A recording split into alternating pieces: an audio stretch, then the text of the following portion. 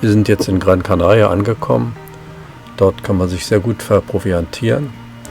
Wir haben natürlich nicht so viel Zeit, um in der Sailors Bay, die Segelkneipe direkt gegenüber vom Steg, unsere Drinks einzunehmen, sondern wir kaufen ein, viel frisches Obst, Gemüse und so weiter. Und natürlich auch alles viele Dinge, die haltbar sind und die dann verstaut werden müssen. Vieles von dem kommt letztendlich in meine Koje. Morgen soll es losgehen, Robert ist da. Und dann haben wir noch auf dem Steg jetzt noch eine zusätzliche Mitfahrerin, die wir aufgenommen haben, eine ganz junge Frau, Emma. So, hier ist Emma. Emma fährt auch mit uns mit. So, hello. Emma is from England, so she joins us for this trip of Atlantic crossing. Very good. Since today, spontaneous decision. Very spontaneous. Yeah. Okay. Take it off. Take it off, both of you. Quickly. Done?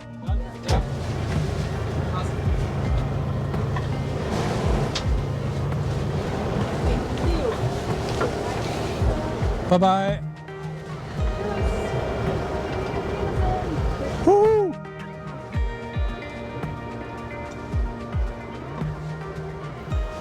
Wir fahren allerdings noch nicht raus aufs Meer, sondern wir müssen erst noch zur Tankstelle, machen den Dieseltank voll und erst danach geht's los. Wir haben ungefähr... This side, I think, when you open up.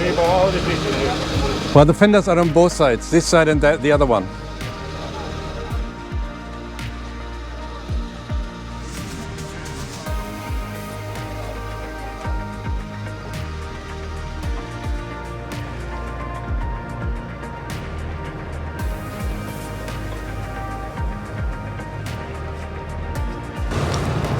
Robert macht da die Leinen hinten.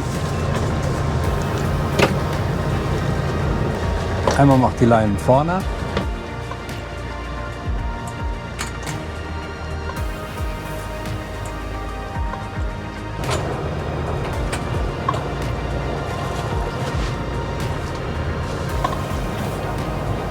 Ciao, Las Palmas.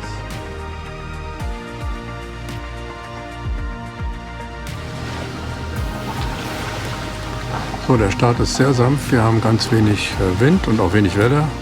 Wir haben Windstärke 2 bis 3. Und das ist natürlich schön, wenn es so sanft losgeht.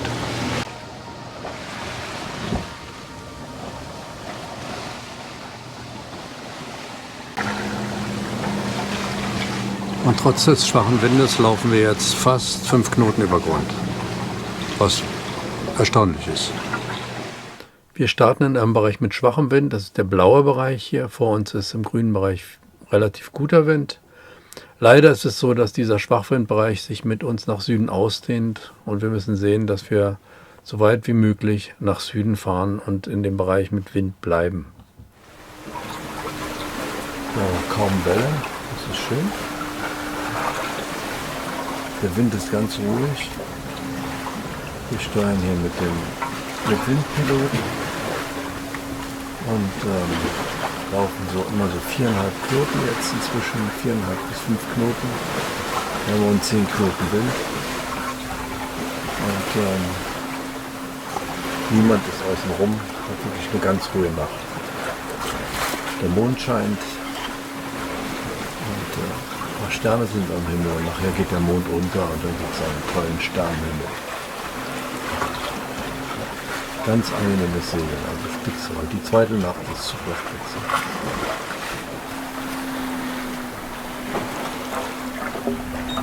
Die zweite Nacht ist rum und die Bedingungen sind perfekt. Wir haben einen tollen Sonnenaufgang.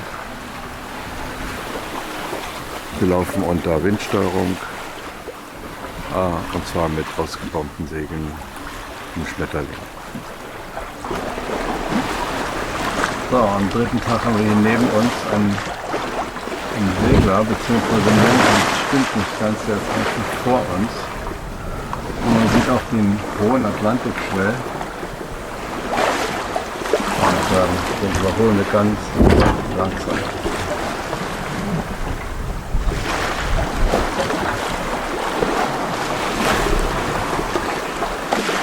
Yeah, that's okay. So this is Spinnaker Halliard, and this is what you actually have to do when you switch sides. So you have to put the snatch block on the other side, and then fiddle around with the preventer line to make it happen that it's gonna pull like a different angle on this thing. Otherwise, it would pull from there, and this is not the right angle. So you put it in there to pull it back. Know so much. Yeah, and to have the feeling to know which line it is, and it's not perfect enough. And Like, do you feel like you can look at the sails and be like, right, this needs to be pulled in a bit more? but like very basic. I know how it should be, and I know how it's gonna be like that, but like not in detail, like a professional sailor would do, you know.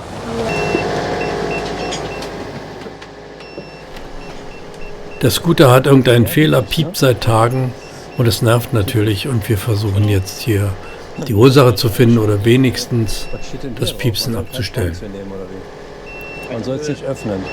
Ach, kein Öl. Schlitz vielleicht, dann können wir den Ich habe so einen kleinen Schlitz habe ich vielleicht. Ja, muss man mal sehen. Ich habe es im Elektrokasten. Einen kleinen Schlitz. Halt mal. Ja. Okay. And now, what shall we do? Why don't we disconnect that one? Because that's flashing at the same rate as the beep. Yeah, so but I here think is the it's power something coming to- from. It's the battery. Here's the battery. Okay. The battery power goes in here, so disconnect this maybe. Wow, cool. Bring it back. No, Okay. no. At least no noise. So whilst I was having my shower, I came back and there was a leak in the bottom of the boat. Luckily it's only sweet water and it's coming from the backup pump. So Andreas is getting some bits and bobs and we're gonna try and fix it. It's actually the food pump which The foot pump. Yes. I found that the food pump leaks. The food pump in the galley leaks. Nicht so gut. Not so good. So the food pump itself is leaking. So we put something in between. So we put something in between to stop the entrance and the exit of the food pump.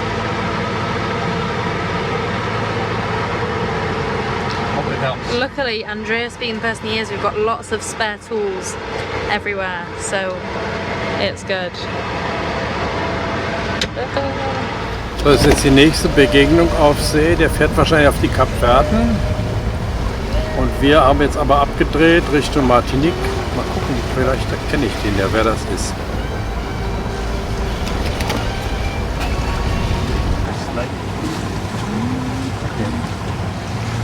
Think of my. Wir tauschen den Standardpropeller gegen einen größeren aus, um eine bessere Energieausbeute zu haben, weil wir haben schon relativ viel Elektronik, die läuft, 2 Kühlschränke laufen etc. und das wird uns auf alle Fälle helfen.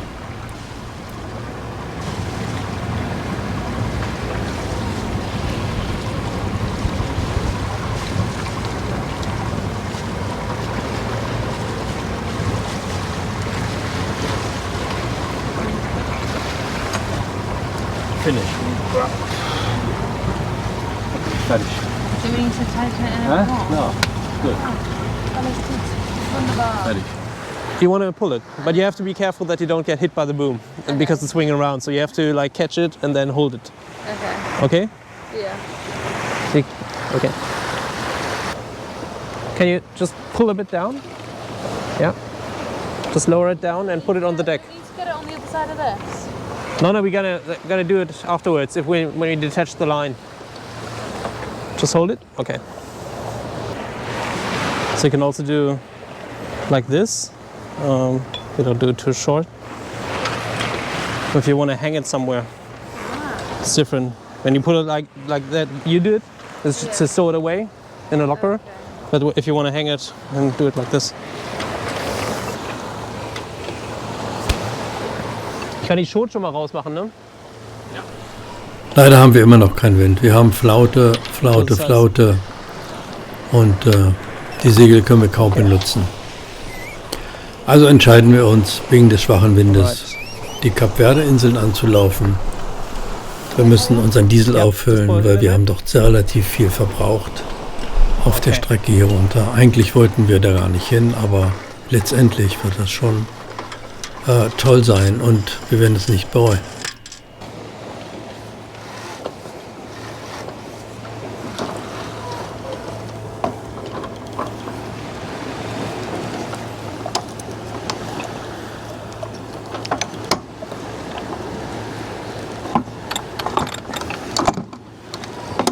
All right. Yep. What is burger? Burger. Hamburger. Machen Burger. Machen Burger. Machen Burger. Buletten, ja. Ich bin Burgermacherin. Ich bin Burgermacherin. Bürgermeister.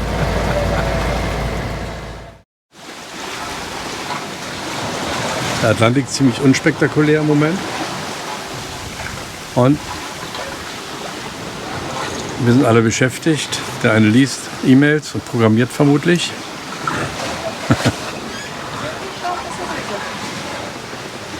Einer macht Flaggen. Und der Kameramann macht nichts. Kameramann. Da wir die Fahne von den Kapverdischen Inseln nicht haben, machen wir die jetzt selbst. Oder beziehungsweise Emma macht die selbst, oder? Emma. You do the flag yourself. Ja.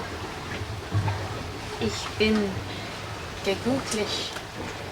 Ich bin was? Glücklich. Glücklich. Ich bin glücklich.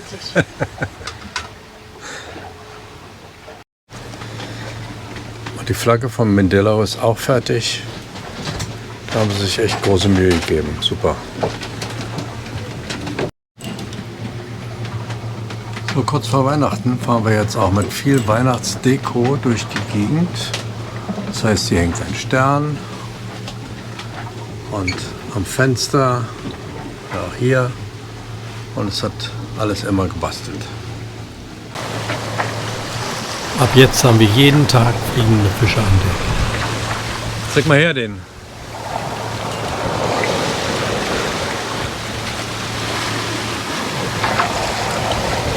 Okay.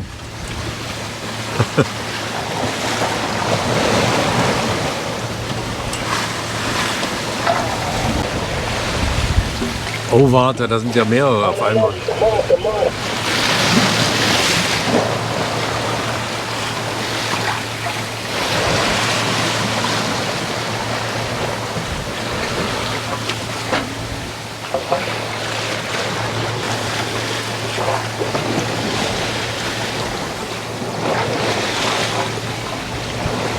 Man kann die ja grillen, ne? Ja, man kann die grillen. Man kann es aber auch lassen. Und hinten ist auch noch einer.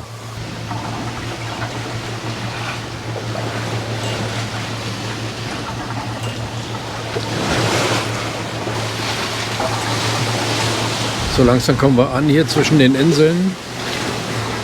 Santo Antão rechts und links dann vorne ist die Insel, wo Mindelo ist, mit dem Hafen Mindelo.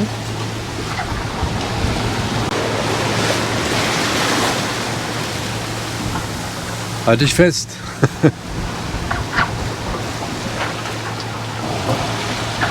Rechts ist Santo Antão. Toll aus die Insel. Leider etwas bewölkt. Und wir haben relativ hohe See auch.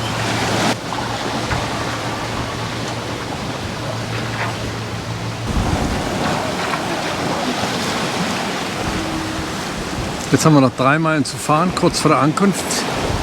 Links ist der Hafen oder beziehungsweise die Ankerbucht. Und Robert steuert schon. Einmal ist ganz begeistert.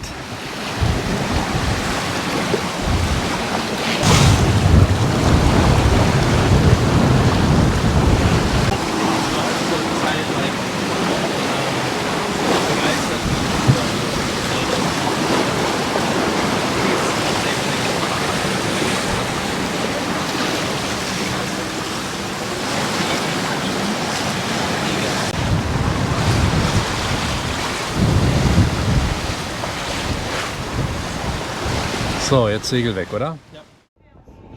Am übernächsten Tag entscheiden wir uns, die Insel Santo Antão gegenüberliegend von Mindelo zu besichtigen. Wir sind jetzt auf der Fähre rüber nach Santo Antão.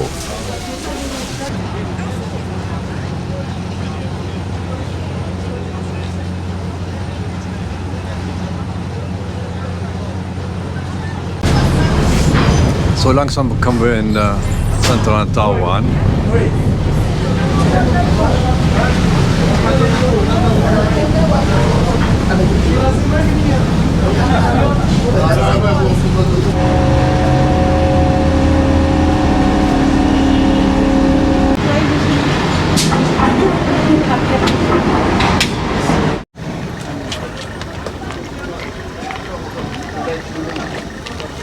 So.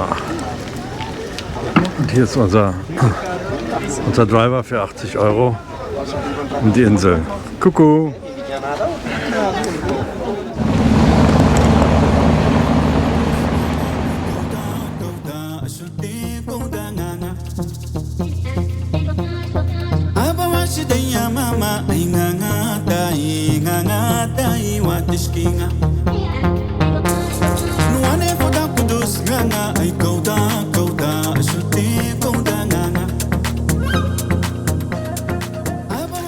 Es geht da richtig steil runter, ne?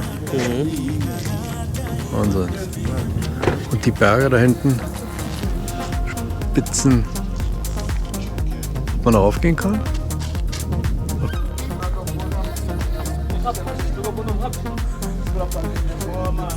Jetzt sind wir in Miraduro. Und zwar hier.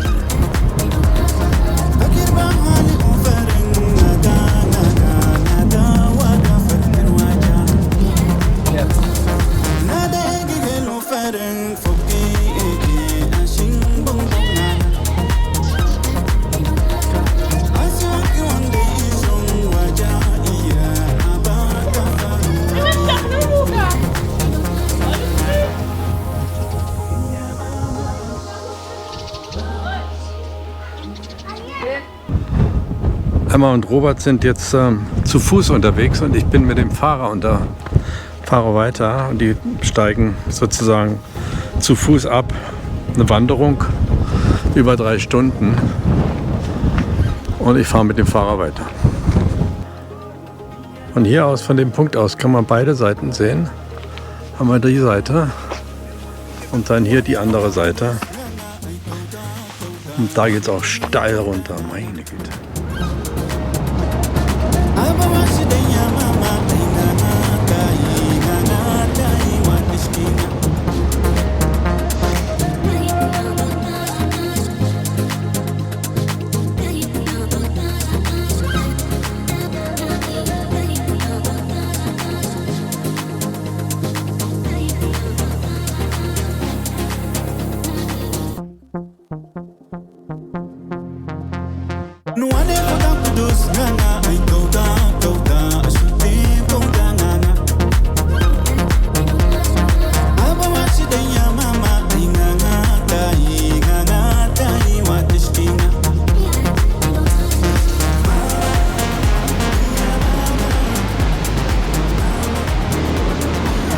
Hier ist ein Fischereihafen, ein kleiner.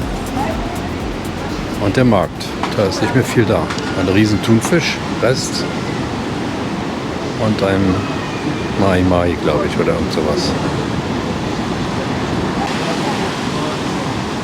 Schon interessant.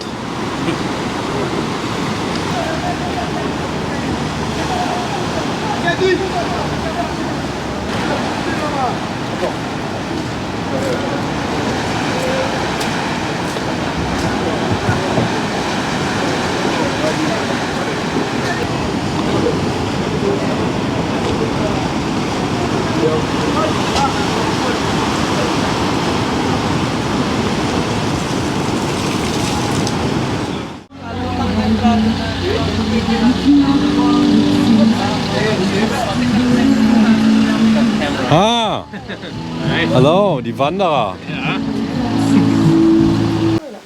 Traditionelle Presse. Dreh mal. Ah ja, okay. this non fonctionne. 15 Monate bleibt der Rum dann drin hier in den Fässern. Okay. Ist all empty, ja. Das haben wir schon einige Zeit hinter sich, ne? With the fog here. Okay. Yeah. Fire. We make fire then. Yeah, fine. At the room. It goes down here. Yeah. Okay.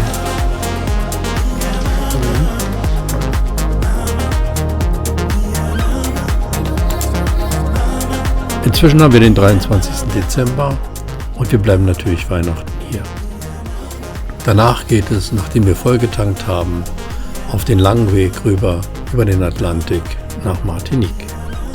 Ich hoffe, es hat euch gefallen und ihr bleibt dran. Über einen Daumen hoch und ein Abo würde ich mich natürlich freuen. Bis dahin, ciao von der Coco.